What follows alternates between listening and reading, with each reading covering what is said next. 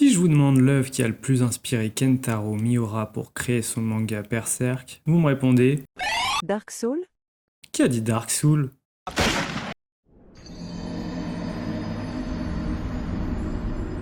C'est Gwyn Saga, aka la plus longue saga de fantasy jamais écrite, et aujourd'hui nous allons nous intéresser au lien mystérieux qui existe entre Conan le Barbare, Gwyn Saga et le manga Berserk.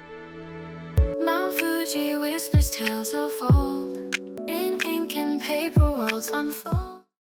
Avant de poursuivre, je vais vous poser une simple question, qu'il vous faudra mettre dans le coin de la tête pendant toute la vidéo. Comment une œuvre survit-elle à son auteur ? Maintenant que les graines sont plantées dans votre cerveau, détendez-vous et laissez-vous aller. Ce nom ne vous dit probablement rien, mais fouillez dans votre mémoire. N'avez-vous jamais entendu le nom de Gwyn? Gwyn Saga? Comme je vous l'ai lâché en intro pour vous appâter, Gwyn Saga, c'est l'influence majeure de Kentaro Miura. Il l'avoue volontiers lors de son interview de 2002 pour promouvoir l'anime Berserk aux États-Unis. Il annonce quand même avoir acheté chaque tome de Gwyn Saga dès leur sortie. Miura-san confie même s'être grandement inspiré du personnage de Hishvan pour créer Griffith, et on voit facilement les points communs. Plus que l'heroic fantasy, Gwyn Saga lance une mode, ou plutôt elle fait découvrir la littérature à plus de monde, en particulier aux jeunes. Kaoru Kurimoto est né au Japon en 1953, et l'occupation américaine a rapproché les Japonais de la culture occidentale, et pour ce qui nous intéresse, des magazines pulp. Gwyn Saga, selon moi, c'est la continuité des pulp. Mais c'était quoi les pulp? Tu connais forcément le nom puisque Quentin Tarantino leur rend hommage avec Pulp Fiction en 1994. Les pulp, c'est un type de magazine très populaire aux États-Unis dans la première moitié du XXe siècle,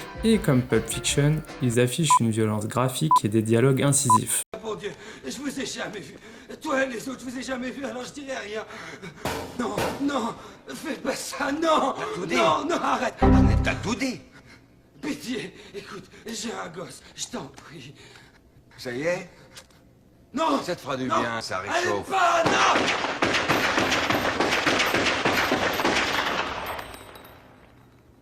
Les pulp ont façonné l'imaginaire populaire et Gwyn Saga, selon moi, reprend les codes du pulp, en particulier des formidables nouvelles de Conan le Barbare. Sauf qu'au lieu de se limiter à la nouvelle, Kaoru Kurimoto va écrire un roman, pas trop grand pour rester accessible, mais avec en secret un objectif ambitieux, écrire la plus grande saga de fantasy.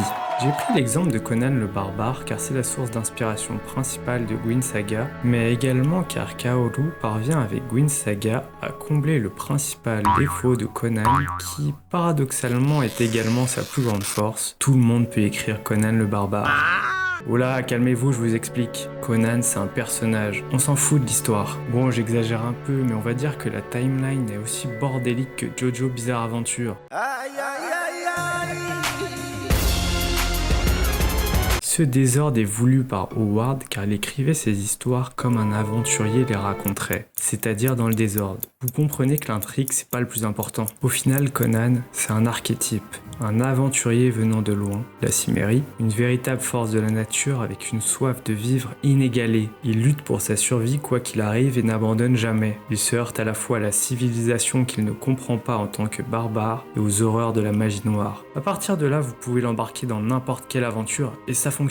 C'est d'ailleurs ce que va faire Léon Sprague de Camp, reprendre Conan et se proclamer co-auteur. Plus c'est gros, plus ça passe. Et c'est là que vous comprenez peut-être pourquoi j'ai décidé de parler de Gwyn Saga, Berserk et Conan le Barbare dans la même vidéo, car Conan est l'influence principale de Gwyn Saga, elle-même l'influence principale de Berserk. Mais si je vous disais que les similitudes ne s'arrêtent pas là, si je vous expliquais qu'il existe quelque chose qui relie ces trois séries, c'est encore plus mystérieux. Vous vous souvenez de la question que je vous ai posée au début de la vidéo?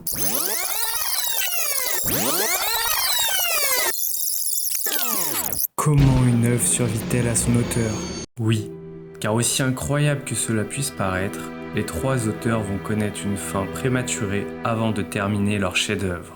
Howard met fin à ses jours à seulement 30 ans, Kaoru Kurimoto succombe en 2009 d'un cancer du pancréas à l'âge de 56 ans, et comme vous le savez, notre maître vénéré est décédé le 6 mai 2021 à l'âge de 54 ans d'une dissection aortique. Vous voyez mieux où je voulais en venir, hein. Non seulement Conan influence Gwyn qui influence Berserk, il s'agit de trois sagas majeures de la fantasy, mais surtout les trois auteurs sont morts prématurément avant de conclure leur épopée.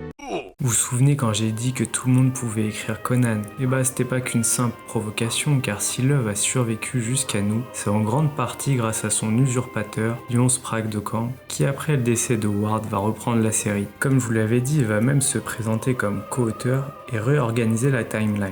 Les puristes diront que son style n'a rien à voir, et que sous sa plume, Conan devient un stéréotype. Mais s'il n'avait pas repris Conan, est-ce que vous pensez que l'œuvre se serait glissée jusqu'à nous? Aurait-on fouillé les abysses du temps pour ramener le Conan original à la vie? Et rien que pour voir Schwarzenegger mettre une patate à un chameau, Can you believe that? Huh? Can you